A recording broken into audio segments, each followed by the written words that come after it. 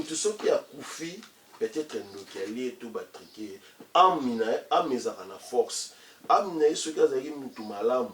loi de karma ne ezalaki noye te loi de karma ne etondaki te amina wana ekomanifeste parce que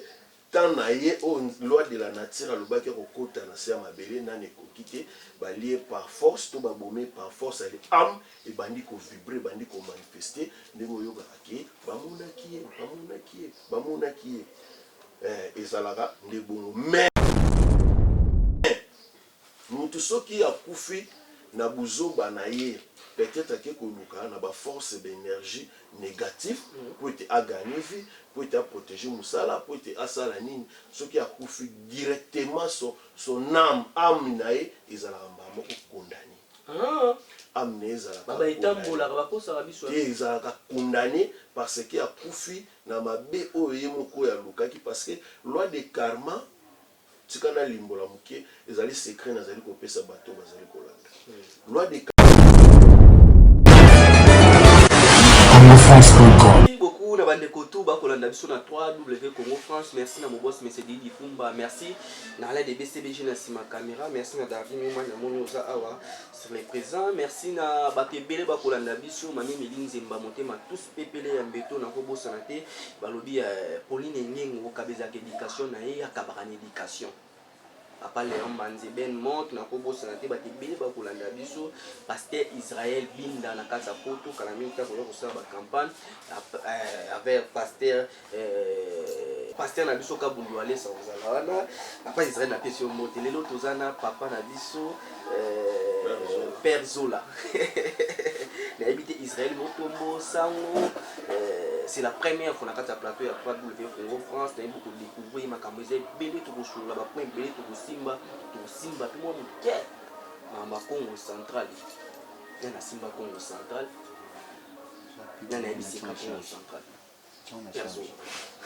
Bonjour les journalistes. Bonne santé. Santé ezali malamu naza ko ndimali possible. La peine za malamu. Na côté na la première question na ngai adiyema boye na moni badiyema bagi ya ba sango na moni lati bani na ba sango pourquoi? Non, quand on a lati yango c'est que za ba symbole oyo ezali ko symboliser pour la nina ko ekolata. Tant on a lati boye premièrement batebeli ba okanisa ezali sango te. Soko tali oyo basango balataka eza vraiment différent na oyo ngai nasi kolata. Nalati yango mpona nini? Nalati yango mpona certes oyo nasalaka oyo basili kobenga na kombo ya chamanisme, pouvoir réel, le vrai manger. Pourquoi babengi yango pouvoir réel, le vrai manger? Parce que ezali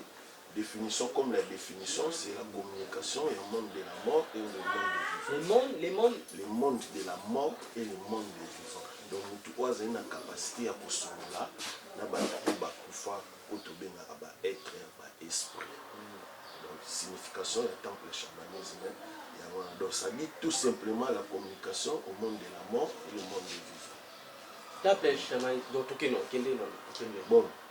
pour na koma chaman parce que muto asali chamanisme ya babenga ke chaman c'est un chaman na koma ngo lolenge ni comme nazali kino nazali mona lisasa na botami awa na communage papa na mama ntango bakufi nde makoki ezalaki lisusu te ya kotangela awa oncle ayi kozwanga afin na etadi ayi kozwanga ameminga mpona continue kotangela wana age anesene ali ba l'âge de plus ou moins dans nakoloba nazali déjà na ba 14 ans à 15 ans. 14 à 15 ans. Voilà. On a ici école primaire, on a une 6e primaire. Donc, âge on a une 6e primaire. Parce que la cola mutumoko pour na bila moi ni na moi. Bon, on prenait na mon aki ne fait na lokola cola kali na loba. Ni était à ça vraiment trop. La CPLI vraiment il faut accueillir tanga l'école oyo ba komaka basanga. Et c'est par là qu'on crée Kozonga à Tindingaï qui sent au côté na 4, pardon, qui pêche au côté na 4, qu'on a bengi yango, qui boula, ils allaient petit séminaire, et si ka oyo, ba obaebi, ba kenda ko la littérature, ce que c'est ici pour des grands séminaires. tant on a silisi na kati ya Kibula na petit séminaire nde na Longwe basali na transfert na grand séminaire ezali na Kisantu okoti na kati on a des ali babengi yango Maïdi. C'est par là bato so basilisi bakomaka basango bakomaka basango tango excusez tant on a qui kuna na Maïdi na bandi kotanga j'ai fait seulement plus ou moins 4 mois na kati ya Maïdi. Ezali na père moko azali abbé kombo ezalaki monsieur Albert Davichi. C'est lui qui m'avait enseigné pouvoir réel chamanisme. Na kati ya basango il était blanc mais c'est Albert Davichi azalaki italien. Paix à son âme, c'est mon père spirituel. Abisi ngai frère Zola na ndenge ozali ko tangela awawa en tout cas ezali comme voyance asalaki nga bobotami mokie na famille nalingi te okenda balinema un jour ozala sango supprime obima na libanda na enseigner o nazali nango comme richesse natikela yo ekosala bien à la longue okodécouvrir makambo ebele parce que un jour ozala no responsable papa osali mpe père de la famille mpona koappuye famille oyo bozali moki nga nazotalika donc ça m'étonna moto azali kolobela nga nayebi te ndenge nini nayebaki ke biso na famille tozali moki. Premier jour na boya, deuxième jour na boya, cinquième jour avandaki vraiment consister na ngai bon naye kondimi aloko ndimi problème te. Premier jour apesa ngai livre de initiation chamanisme premier épisode apesa ngai yango ba 0h31 opesa ngai apesa nazwa livre oyo banda koconcentre nabandi koconcentre nde kosala 1 mois na ndambo. Après na silisi wato ola déjà ba 3e mois akoyebisa ngai frère Zola esengeli okite parce que naina pesa livre première partie de pratique chamanisme. La pratique okokoma na facilité ya kozoloko boye osali boye dirige eloko boye kosala mpe boye en même temps na connexion mysticisme mbala moko ezali kosala contact ozosala contact na donc osolola na baesprit nde nalobaki bon problème te nakoloba nini soki nazongi epai ya noko oyo atindaki nga ayebisinga non onke koloba te parce que ce que nous faisons c'est du mystique. Ezunga sous 4-5 jours, une semaine, nde naye kondima kozonga. Tant nazongi, noko pe atunanga te aloba te eloko te. Après abandi ko ça la disparition bisika azalaka na Maïdi apparaître na kati ya chambre nanga juste pour na kopesa nga enseignement au tokadaki. À tout moment ayaka tant 4 mois plutôt 5e mois ekokoka. Ayekobisa nga frère Zola na kozala lisusu te na mokili oyo ayekotikela oyo nyonso ndenge nalakaki yo un jour okosala ozwa relève oyo nga nasalaka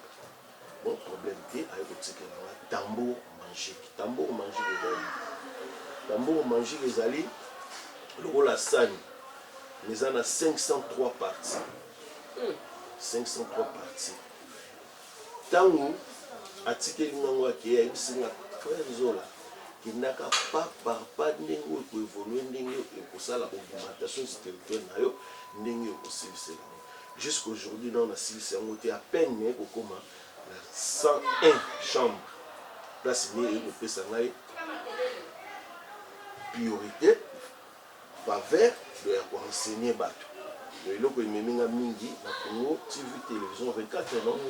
ememinga awa o nazali koluka bato oyo bazali na posa ya initiation ote na banda koinitie bango po ete nasili kozwa déjà faveur wana ya ko banda koenseigner bato mais en tout cas faut faire vraiment beaucoup d'attention parce que tozali na bato oyo tokoki koenseigner mpe bato oyo bakoki kozwa enseignement te ya temple chamanisme comme initiation parce que ezali kooblige biso motu oyo akoki kobanda initiation na kati ya temple il faut azala motu oyo nanu asali rapport sexuel te oui ce qui nous a déjà ayebi nzoto mwasi to nzoto mobali akoki jamais kozala initié na kati ya temple chamanisme parce que eza interdit. Non, donc cela veut dire nazali kobanda na 12 ans si na 18 ans mais okoki koyeba na nzoto mwasi. Na 18 ans déjà na mwasi na mobali ba yebi nzoto. Soki oyebi yango déjà eza inutile mais Dieu est grand, nazo déjà battu oyo bazali ko accepter oyo bandimi parce que na matadi ici na bandi AP na eko soit déjà siège ba membre déjà bazali ba responsable oyo na simbaka oyo na soutenir spirituellement na niveau ya misala na niveau ya mabala na ba niveau nyonso battu oyo bayebi confiance oyo tozalaka nango biso na bango bandimi ko kotisa bana basadire po bazo formation yango nde emelinga awa. Mais ntango lobi ke bana mike bana 12 ans 18 ans obato musu ba bato tobebisa bana na ba pouvoir monde ti ya kisi nde zo memango tso lo ba kati ya basango ba pouvoir musu za na kati ya basango za mabe. Non, pouvoir ezali mabe te parce que la web sur le moko les royaumes du ciel, les royaumes au ciel est réservé par les initiés. Le mutu o akokota likolo parce que lola enfer na lola existera te parce que nzambe aza nature mais mutu oyo akozala pembeni ya nature azali mutu oyo azali initié parce que mutu aza initié ye nde ayebi kobanga mingi nature oyo tobengaka lie ayebi kotambola na baprincipe ayebi ki akoki koyiba te akoki koboma te akoki koescroke te akoki kokosa te akoki kosala nyonso wana te mais mutu oyo azali initié te nyonso azwaka yango normal parce que azali kotambola na baforce de l'énergie négative kati na ye. Mais ntango ozosala boulot oyo mo ozomona ke boulot mosala ya te makasi pourquoi yo mo osali kaka nwa tobenga ngo forme moko église moko boye tosali école moko boye bato bazoyaka batanga wana to église moko ozosenge bato. Non, oyo ezali mystique na kati ya mystique soki toke na page 201/2 na kati ya temple chamanisme ezali kotalisa biso ke la mystère c'est une religion cachée. Donc oyo nyonso ezali kosalama na mystique oyo nyonso ezali kosalama na secret oyo nyonso ezali kosalama po bato bayeba te secret ya ngai na yo yango tozali kobenga mystique parce que soki na memi na temple na kosepela journée mosusu na kobengisa na mataki bisika nazala kokota na temple oya komona misala ndenge elekaka. Eloko ya mibale à part enseignement ya bato oyo nazali koluka nalobi te ke soki osala déjà au rapport sexuel au coucha c'est okoki koya kozwa mwa connaissance comment okoki kobenda okoki kodégager baforce de l'énergie négative okoki kobenda baforce de l'énergie positive na kati ya vie na yo par rapport ya nini okoki kozala na difficulté ya mosala yo moko na ndako okoki mpe kobenga mosala okoki kozala na difficulté ya bozwi yo moko na ndako okobenga richesse obengi mpenda l'ange de l'abondance aye mpona kopesa oyo ozali nango mposa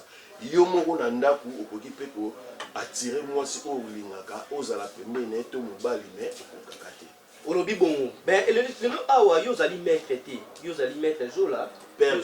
zola yo ozali ndenge eza différent na bato mona bamaître oyo balekela biso batelenga maître nga aza boye yo outi na kati ya basango ozali mwana basango donc eza bato mosusu balobaka ke yo akopesa moto makambo esimbi te bato bango bamiso babaaventurier omwa moto mo apemi aventure naliaki mbongo bato fana selo eloko bo esimbi te mais yo senga eza na façon so kopesa eloko esimbi te epesaka rouge ani elobi nini. Bon, na komema une explication. Merci. Tel que nous vivons, nous avons des énergies qui dirigent le monde. La force de l'énergie positive et la force de l'énergie négative. Na kati ya négativité, na kati ya vie mutu azali na nzela oyo ye akoki kolanda, oyo ye akoki kopona po ete alanda. Ozali kolanda. Mais na kati ya temple chamanisme ezali kotalisa biso ki l'ange de la lumière, ange de la lumière, Satan, Lucifer, Daimon. Chez nous, on appelle ange de la lumière. C'est un ange très puissant. Alors, le premier ange, pour Nzambe, à Salaki Pembe Ninaye, où il y a des secrets en Nzambe, Nzambe est un monique, avec vraiment la capacité, il y a ma casse, où il y a ligne à atteindre, et c'est par là, Nzambe qui est à diriger Mokili. nazongi siko rapidement na question na mutu mususu akoki kozala problème bisika azali peut-être na poto document ezali kodéranger oyo tobengi mokanda eza na facilité ya kopesa ye po ete azwa yango mutu mususu azali na posa ya bozwi na vie na ye aganye azwa mwa mbongo na bomoi na ye po ete akoka kogérer famille aza na facilité ya kozwa yango partout ozali mais sauf que esengeli toyeba nyonso edépendaka na monde astral bozwi mbongo bomengo bolingo mosala protection kosala mutu mabe nyonso eza réservé na kati ya monde astral na kati ya monde astral nous tous ndenge ozali komona ngai yo na bato nyonso bazali nous sommes enregistrés là-bas. Donc prenez exemple pour pas dans la Père Zola. Père Zola, en tout cas, j'ai besoin d'être riche dans ma vie. Premièrement, dans sa vérification divine, dans sa prestation astrale, dans sa voyage astral, dans na kati ya monde astral na kombo na yo, est-ce que okoki kozwa mbongo to soki pe babongisi la déjà bozwi kuna naza na facilité ya koyeba na ye na pesi procédure nini olingi tozwa po ete ozwa na yo koma pe millionnaire. La procédure na kopesa yo soki peut-être olobi ke naza na makoki te mais naza na posa na s'enrichir eza na facilité okozwa na yo na force de l'énergie négative. La force de l'énergie négative okopesa eloko te nyonso ozali na moposa okozwa yango okomi na riche mais yeba ke une semaine, 2 semaines, 3 semaines et mois condition nyonso ekoya vous serez obligé ya kosala yango parce que ozwi na loi de moindre effort kozozwa bomengo na motoki ya ba esprit. Vous comprenez? C'est un peu ça. Mais dès eza la procédure mibale nazali koloba la force de l'énergie positive. Dans les énergies positives ndenge oyokaka baloba si l'argent appelle l'argent. Mutu oyo azali na facilité aza na facilité ya kozwa nyonso mpe na kati ya monde ya mystique parce que kuna eza kosomba oyekoya ndeti nde nayokaka bamisusu balobaka j'ai besoin de porte-monnaie magique esprit ya kopesa yo yango ya ofele oyo condition ekoyela esprit mpe ya kopesa yo soki oza na makoki ya kosomba ozali kolanda mais na nyonso mibale wana seki ezali kosalama c'est du mystique wana ezali na magie biso na kati ya temple chamanisme ekomi na mysticisme c'est la haute niveau ya magie esprit ya kopesa yo na condition nyonso oyo ozali na yango posame yebaki soki mpo oza na makoki te okozwa yango mais conséquence to inconvénient risque nyonso koya okozala obligé ya kosala yango. La conséquence payaka. Mais oui, ce qui peut-être aux yeux a la force de l'énergie négative. Conséquence nyonso koya po ozozwa na loi de moindre effort. Esprit mutazali ko pesa yango. Na kopesa exemple ndeti ya biloko bato bazali kobenga porte-monnaie. C'est très dangereux parce que bato musu bazoloba bayebi sens na ngote. Nous avons deux sortes de porte-monnaie. Nous avons la porte-monnaie magique. C'est la première fois que nous avons la vérité. Les rares, tout le monde qui va mettre la porte-monnaie magique. Les rares, sort dans mon pays. C'est la première fois. Maintenant, je vais sortir et rater. Non, c'est des mensonges. C'est des mensonges. Moi, je te dis, c'est des mensonges. Nous avons la porte-monnaie magique et la porte-monnaie du bonheur. Porte-monnaie magique, c'est quoi? Porte-monnaie magique, ils allaient porte-monnaie, oh, ils allaient kobimisa mbongo mikolo nyonso. Mais pas na biso na temple chamanisme mais bani na $100 et celui qui a na $2500. Chaque jour au yango mais ils ont un contrat. Contrat na bandi na 3 mois, 6 mois, 9 mois, une année plus ceux qui na 5 ans mais ça renouvelable pendant 3 fois. Ce que vous pendant 3 fois 4 fois ils ont raté. Moi ko yondo sala nini pozwa ka. Zela nazali ko yana question na. Deuxième tous en porte-monnaie du bonheur. Porte-monnaie du bonheur bandi na $2500 et ceux qui na 5 na bandi na $2500 et ceux qui na $25000. Wana ezali pour na chaque semaine. Donc neti prenez exemple aujourd'hui c'est samedi ce que vous yango samedi ekoya pe okozwa yango mais zaka na contrat. Bandi na 3 mois, 6 mois, 9 mois pe suka na 5 ans. Troisième volet tous avez les logos tous avez benga distributeur monnaie magique. Kuna et bandi na $100,000 et ceux qui na $5 millions du coup. Mais c'est les esprits qui donnent. La biloko nyonso wana na tangi. Soki oza na posa ya kozwa yango. Okoki kobenga ngai. peut-être père zola naza na posa boye boye na kopesa yo balignement oyo okoki kozwa yango soki mpo oza nango na mbongo te lingi ozwa yango kaka oblige mpona kosunga na kopesa yo meyeba ke condition nyonso ekoya okondima yango mais soki oza nango na facilité ya kosomba yango vous serez obligé nous serons aussi obligé ya kopesa na force de l'énergie positive ekosala yo mpe eloko te mais nyonso wana ezali kodépendre na cette corps mental ya motu mais olobeli omobe olobaki ke soki moto ayepa na yo soki okoti epesaka rouge aye elobini osengeli omobe soki esimbi te epesaka rouge na ye na deuxième na osala siko deuxième nini voilà le problème c'est quoi moto akoki koya koluka biloko wana ata na force de l'énergie positive tosali mosala tobeti herbe esprit fo baya kolivre na temple soki epesi rouge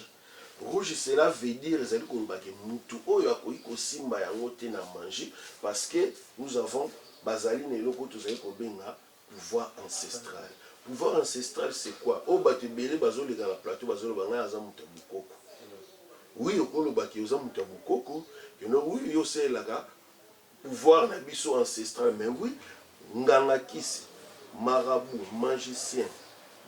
oyo tozolobela wana bato ya bokoko pasteur nyonso wana ozali komona soki ozomibengama na bakombo wana nano osala voyage astral te c'est que oza na connaissance te oza na accès te ya kosunga bato spirituellement. Vous comprenez?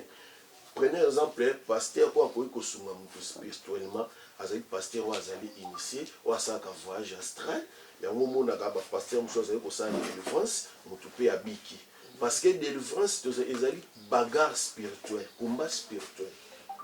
Na biso na temple chamanisme ezali na biloko moko boye je m'excuse na kimi nanu point na yo kozali nga peut-être bato baza na lien familial parce que lien familial ezali cause oyo bato bazali kosouffrir mingi na vie.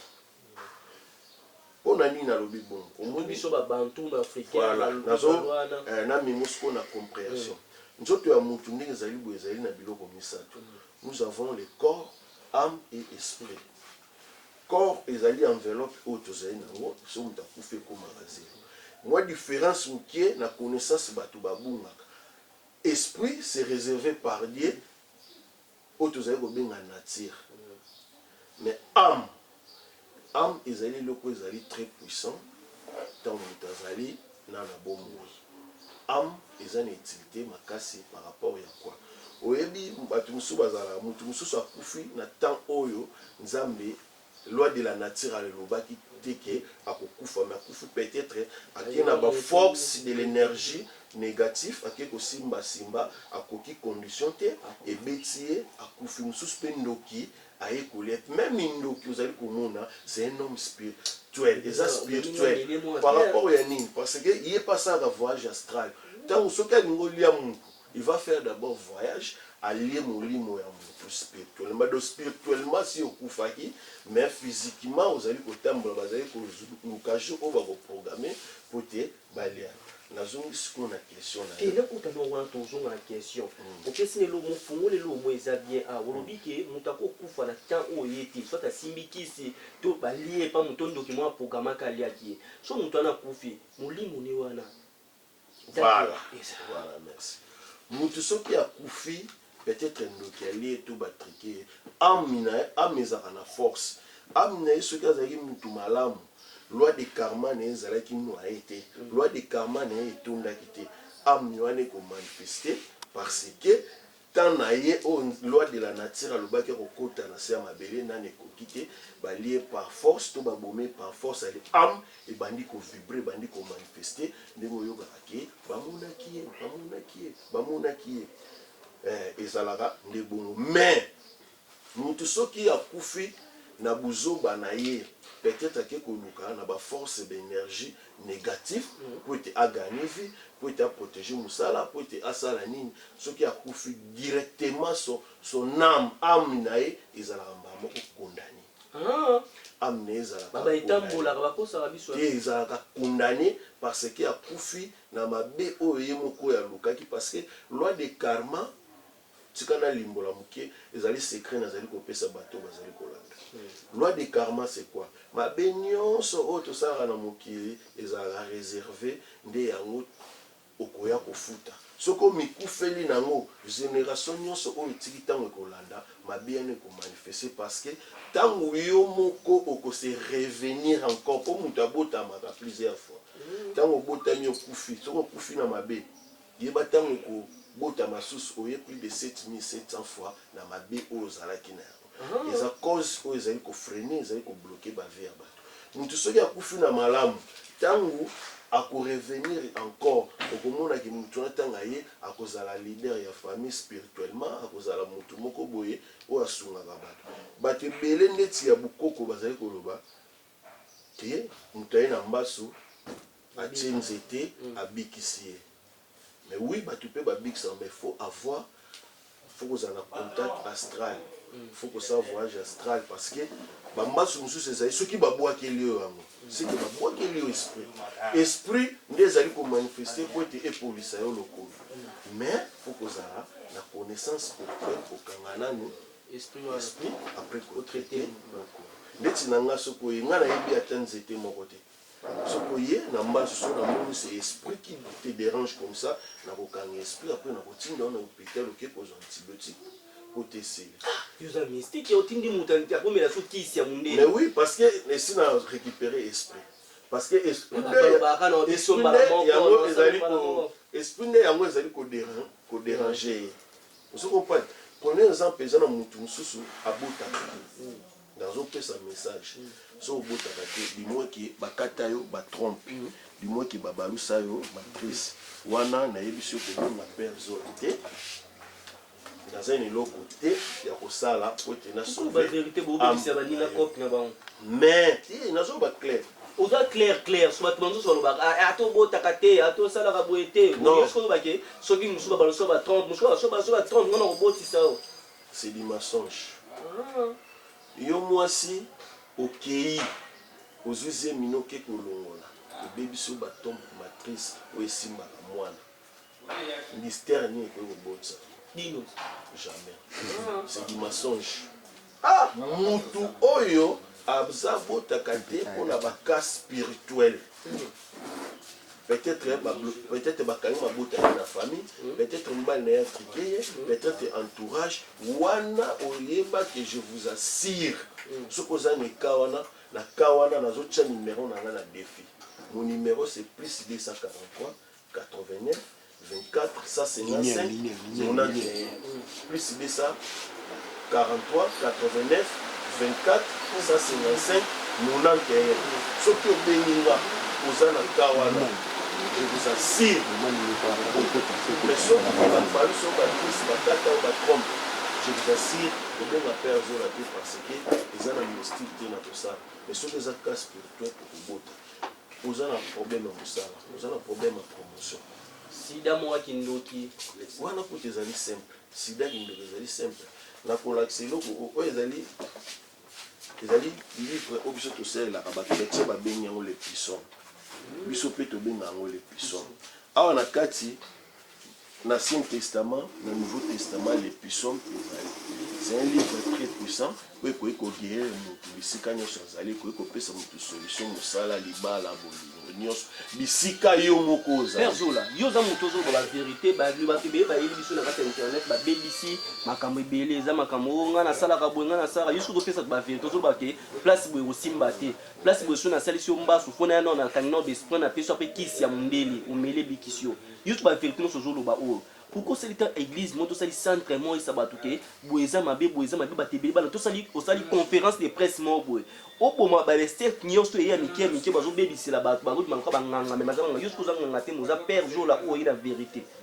oui ezali idée ya malamu mais na ote ko ebisa yo ko nazoloba c'est du mystique la mystère c'est une religion cachée mutu oyo ndi azali koluka aye zwa connaissance aye bato aye kola la tchesu sous numéro là plus 243 89 24 155 91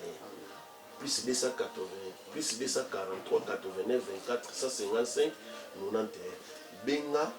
na kopesa enseignement ou nyonso zali nango na kopesa na ko guider yo moko na ndako bisiko ozali problème nyonso za nango vous êtes malade ozali kobela ozana problème musa oza problème ni na kati ya pisson yo kota yo tendeza na kota place bo pesi ka ba pisson mana tangi na kopesa yo pisson na peso na pratique parce que dans l'église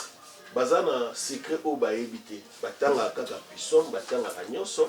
mais ba éviter pratique ni akoyi kosala so aza na problème mosala prière ni na kosala po ti azo mosala soki aza na difficulté ayebi te ke nakotanga page nini nakosala pratique nini po ete oyo nazali nango mposa se réaliser yango nauti koyebisa yo même tu peux appeler un ange d'abondance na kati ya ndako s'enrichir na kati ya puissant mais faut ozala ba pratique faut oyeba pratique et puis faut oyeba ba page nini oyo okotanga mais excusez-moi on a kosala yango les nyonso ezali kodépendre na monde astral. On va faire d'abord la verification divine et puis on va faire la prestation mystère et puis kosala voyage astral na kosala ba être bandimi na sali yo négociation na monde astral ba pesi biso passage na procédure on a kopesa yo okosala yo moko bisika ozali o se réaliser comme toi dans la poto mais le baki ki ba tosho totala bango esenga po piquer na sokoli na nous na poto ko sokoli ndé mutu azali na poto c'est très simple hein, parce que c'est du mystique okopesanga ka kombo na non poste non prénom votre propre nom nazoloba kombo oyo babotela na papa na mama basobrikete bakombo oyo bato bachaka et en plus na kozaka na posa ya kombo ya mama oyo abota mpona nini na kozala na posa ya kombo ya mama oyo abota parce que ye amemaki oyo na libumu bakoki kokosela o papa mais bakosela mama te c'est impossible mama azali base azali clé ya richesse ya protection ya musala ya vie nyonso oyo moto azali kosala na nsima ya mama parce que tokovérifie d'abord état d'âme ya mama ate akufi asalaka nini azalaka nani pourquoi après tokosala voyage astral kuna nde tokekutana nyonso oyo moto akozala nango mposana oyo koloba nde tokose réaliser soki ozali mosika c'est par là baêtre bakopesa biso procédure na pratique na prière oyo tokozwa awawa na pratique oyo kosala nde nyonso komanifeste oyo ezali nango mposa lelo oyo nazali komona banganga oyo bino kobengaka banganga na bandeli nganga paster abe nyonso tu wana soki oza na connaissance soki oyebi soki na osala voyage astral te tika kolega na plateau olobaka makambo ke moi je suis mystère nde nazali komona bamisusu bazali koya o ça c'est du cercueil magique o ça c'est du portefeuille magique non yosala biloko wana te naza basé na biloko wana nyonso c'est la spiritualité nautaki koyebisa yo biloko nyonso wana moto apesa yango ka eza esprit partout ozali oza na mposa porte-monnaie magique porte-monnaie du bonheur distributeur magique j'ai des témoignages pour notre téléphone musika bulunga boyoka bengu c'est aza être azali être oya azali être oya existant bon le problème c'est quoi na koloba mutu mususu azali koya kolobela bukoko na télévision kinga na kopesa bino nkodia ezali na kati ya pouvoir ancestral na kati ya pouvoir ancestral tous en richesse familiale, tous en activité familiale, tous en protection familiale. Nous sommes en puissance astrale. Et où dans la puissance astrale. Il faut que ça la voyage, que ça dans le monde astral, nous devons manifester. On est dans l'espèce de mais nous avons dit que papa journaliste, n'a pas son code, n'a pas son monde. Parce que chaque tribu a une richesse familiale et puis a une procédure. Tu peux venir chez moi, na guider comment tu peux construire parce que chacun de nous, la famille, na mabota nde tous na ba famille bazana na coutume na bango. Nkodi na bango eza ya coutume na bango, eza na procédure na bango. Ya biso pe ya biso. Soki nde oza na connaissance te je vais te guider na ko guider yo na sali voyage astral na ke kokuta na ba être oya libota na bino na sengeli yo aide ancestral epa na bango. En tout cas bakoko moi na bino za na kosa bozui to meki na manger blanche à kokite possible yango parce que bino nde boza na pouvoir ancestral boza na facilité ya kopesa yango mais moi na bino aza vraiment na posa na bango nde bakoyebisa nga OK donc moi na biso ba ko se reconnaître pouvoir ancestral na biso pour ti azonga comme likonzi ya famille bakopesa nga procédure on a kopesa yo comment pour ti bango moko bakoya kotikelo ngai te parce que naza na puissance te ya kosimba ngo ezali pouvoir ancestral na bino ya biso mpe ezali ya biso ozali kokopa me moto azali koleka azali kolobaki ya kopesa bato nkoli opesa ngo ndenge nini boza coutume moko te peut-être oza moluba kuna ya banyanga kuna ya bandibu batu na batu eza na forme nango mosusu ezalaka escargot mosusu ezalaka mbeli mosusu ezalaka eza na baforme ebele mosusu ezali kaka okoki kotia na maison nayo bisika otekaka nde ozali komona ezali koproduire mosusu ezali kotika mpe na ndako olali olamuka ezali koproduire mbongo na monta nyonso wana baetre na bino nde bakoyebisanga parce que yo oza na contact te na monde astral okoki kokoma te ngai nde na spiritualité na kosala voyage astral nake kosowa na bango nasengeli aide ancestral epai ya bakoko na bino soki bapesi accès ya kozwa yango je serai obligé ya koya kopesa yo yango te me bango nde bakoya kotikela bisika nyonso ozwami je dis bien bisika nyonso ozwami parce que na kati ya mystère nyonso ezala na facilité nyonso ezali na lolenge mutu oyo alingi azwila na ye yango ozali kolanda. Merci maître tokomi na biso na suka tondo sisa biso émission mais ba question mo ba petite question eza fona tout na yo est-ce que pe bata politique bakoya pe mutu mo aza posa ministre mutu mo aza député aza na posa ami battre les places na ye to ami bomba place na ye to aza na posa koma mokonzi nga na fani na mataki eloko ememinga awa l'un des grands hommes politiques ya mboka oyo soki atali ya koyeba ke c'est mon père spirituel là ayebi o nazoloba nakoleka jamais naloba mensongerie tona kosala kimarboulin na plateau parce que mutu akopesa nga bozwi aza te nga na kati ya temple chamanisme nyonso nakosenga baesprit bakopesa nga soki nasengi même sikoyo nde nazali kosowa yo nayambi mpo na vérité nayambi mpo olimbola biso vérité mpo panza banyama nyonso mike mike badimesio na internet ndenge olimboli bango ndenge naza boye nauti kosala 2 fois voyage astral ndenge nazosowa no boye mais lokola oyebi te nga moko nayebi parce que naza na baesprit oyo nazali kodirige ntango naosali nakatisi pont na mai ya pozo po te nakoma awa na kisasa eza na baesprit oyo todirijaka batambola na oyo nakotika na ngambo na biso na oyo nakokota na bango na ville ya Kinshasa ntango naye awa naye na baesprit oyo nakosalela awa yango eza na ministre oyo abengisinga na ye awa ayebi nakoki kotanga kombo te escrite parce que la ministère serolobani gouverneur aba Congo kutu balongoli osala eloko te bo mutu gouverneur aba Congo balongoli ye te ye moko ayebi oyo asali pourquoi akimi vous comprenez ye moko ayebi oyo asali po ete akimi na kati ya mystique balukaka yango mystique okoki kofanda te oye kamba moko eye koluka non mystique balukaka yango mystique soki oluki yango okomona yango là je vous dis ce qui est vrai élection na mboka oyo eza obligatoire fo ezala ata 2028 oyo koleka me kosalama parce que la constitution ya mboka mibeko ezali koloba après 5 ans élection fo esala wana ezali politique nalingaka mingi kokota na secret na moto aye tosolo par rapport osala voyage astral natuli komona mpe ya mosusu omona badirige nde bazodirige mboka bazodirige mboka na bakongo kuna bozala bino alaise na congo central kolia nyonso eza nango alaise te kuna ezali bien ezali mboka ya bakoko mboka ya baetre kuna nyonso esalamaka ekoki kosala mosika kuna ekotaka te parce que pouvoir ancestral eza kuna esika ozala makasi omoi na vie nakopesa conseil alobaki nous avons 2 voies nous akoki kolanda la force de l'énergie positive la force de l'énergie négative mutu ye moko ayebi nzela nini akolanda tokomi na suka siko wana tuna kaka question moko toza na bapaster na ntango na nga bapaster ya minene oyo basala bagrande campagne lelo na kati ya stade le martyr oyo toyebi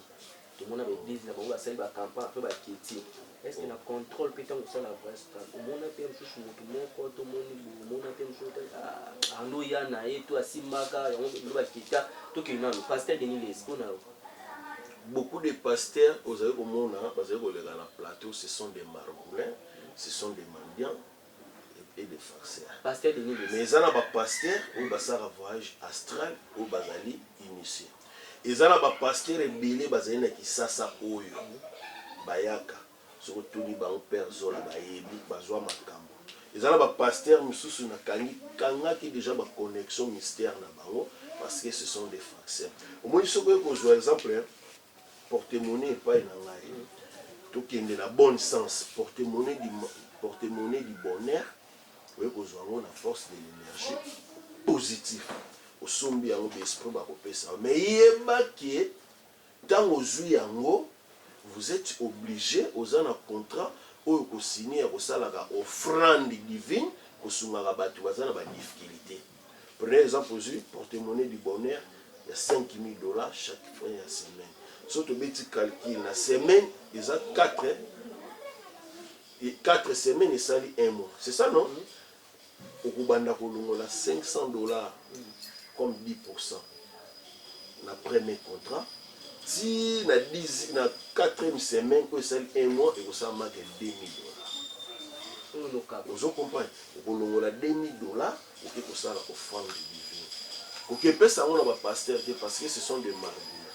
OK ndina église et pardon que l'hôpital pour soigner batu bana ba difficulté bon on est ça et ça le côté OK na prison ko ça la mois donc au somiloso ni ko ça là donc yani ça tout OK na ba orphelinat OK na ba ONG OK ko sunga bato bazali na ba difficulté ko sungi bango pour la protection mystère na yo na eloko ko ozali ko sala biso ba futa ka biso te nazala mbongo te na ko senga muta futa na poso nazala posa mbongo même siko na ko benga être na tindi na banque Astra na kati ya temple chamanisme na Serbie du Nord place grand maître afandi bakoya ko tikela mbongo ata asko na miso ko benda mbongo oui na sala ka yo to benda mbongo siko ndeti na plateau boy ba tu monter c'est trop bas c'est la bassicité ouais zé biloko ba charlatan azaye koya nazaye ko mona ba cercle azaye ko benga mo tiroir magique or na monde mystique tiroir magique ça n'existe pas je te dis ce qui est vrai tiroir magique eloko nyonso na koyi kozwa ndeti kopo wana na tiango awa na koyi kosala na beti numéro mbongo ebimi na koyi kozwa saki wana na koyi kozwa eloko nyonso oyo na koyi kosala transmission po ete epesamela oyo nalingi nazali nango mposa na monde astral tozali kobenga yango grimoire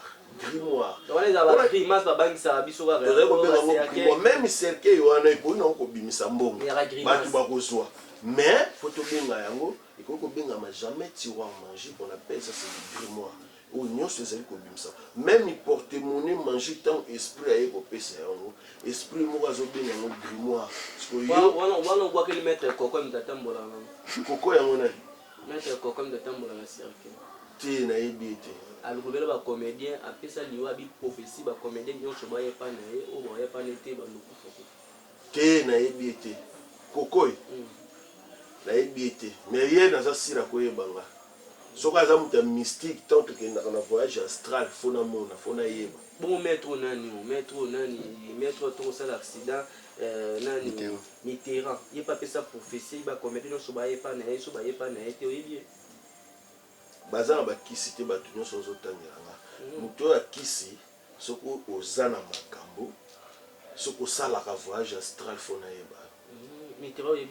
fona yeba nalobi te ke nayebi ye to nayebi ye te nalobi ke mutu nyonso oyo nakoki kotangela kombo ya mutu oyo nayebi c'est un maître oyo namonaka asalaka voyage astral tokutani topesani mbote merci tokomi na suka na question moko na suka koyezango te komema biso banini te baquestion te paster neni lesi mpo na yo si lelo aza paster to aza paster aza paye aza pasteur te c'est un facteur pasteur Kiziamina mpo na yo bato nyonso ozotangelanga ce sont des marbourins baza bato bazali koluka basenrichir na nsima bato luka pasteur oyo oyebi ya makasi keye na ndako nasunga so baosunga epuis na tiona président ya pasteur ya église ya monene pasteur mpona ezala nani église nezaka na nini soki okende ndeti kota bureau ya nani pasteur oyo ezala nani président na bango te aka président na bango sonika futa non tika babiloko wana ozoluka polémique te ozoluka te sonika futa nayebi sur clair et beaucoup de pasteurs na bangango balekaka bayaka kosomba ba numéro bayaka kosomba pouvoir bayaka kosomba chance attirante pour l'église tonda pour ça la démonstration l'église même des pasteurs na ba musicien bi ba kosomba ni ba mambongo kutu ezala ba musicien misu na bingana ezala musicien mo to ça succès ba misu ba gangi mutasi ba ke ngandi mais siège neza ina matadi abando ya kozo makambo na pesi makambo mais tango ya récompense sunga batu bazana posa bazana ba difficulté ya pour kosunga basine sina kangaki connexion mysticisme beaucoup tikala koyoki suste ya beta na mboka onaloba kombo te na yebisaki yo nazotanga komba mutu ngate komba mutu te na yebisi yo la mystère c'est une religion cachée moi je suis Père Zola mutu nyonso otala nga yebi ki Père Zola c'est bimi wa azali koloba ayebi. Merci beaucoup. Mon numéro c'est plus 243 89 24 155 et puis 91 à la fin. Plus 243 89 24 155 91 à la fin. On y a soit benganga ceux qui azuma kamute na chibango na défi bazonga pa na yo que Père Zola akosa ki to asala ki boye yo condamné nga ke on a lobaki c'est du mensonge. Je suis pas ndeti batunyo sur mumba letaka. Moi je suis un guide spirituel. Et on a dit mieux pour la vérité, le bio est le couteau ou le solo ou ça. Les maîtres des entités supérieures à 4 étapes de chamanisme, nous doit guider bateau de yeyo, na pesibino défi na puissance, nous doit avoir la difficulté à benga solution ce que vous tirez na tiki chamanisme ou na bandi banane na 7 jusqu'au jour. Merci beaucoup. Nakoki kopesa yango te okoki nde kosomba oye opesi nga oyo kozala nango na posa na kotya na kati okomona réalité na yango mais oyo okoka kolata yango te parce que eza déjà na bantité oyo natambolaka nango chaque asuka ntango omona cameraman na nga na monde astral boye so omoni yo omoni ni prophétie moko opesa yo tomoni ape bapaster opesa prophétie ce que secret eza soste na mystère parce que les cameroun ndenge nazali komona ye fona solo na ye moko yo telo moko loba mato mona ndenge pe nazomona yo fona lobela na betanga ngo libre non ça n'existe pas la mystère c'est un région cachée. Merci combinaison na suka ngana mkuta mbala ciao Congo France bisona bango bangona bisona bango ekara molai France.com site ya Kolo Masolo danger Masolo kitoko. Congo France.com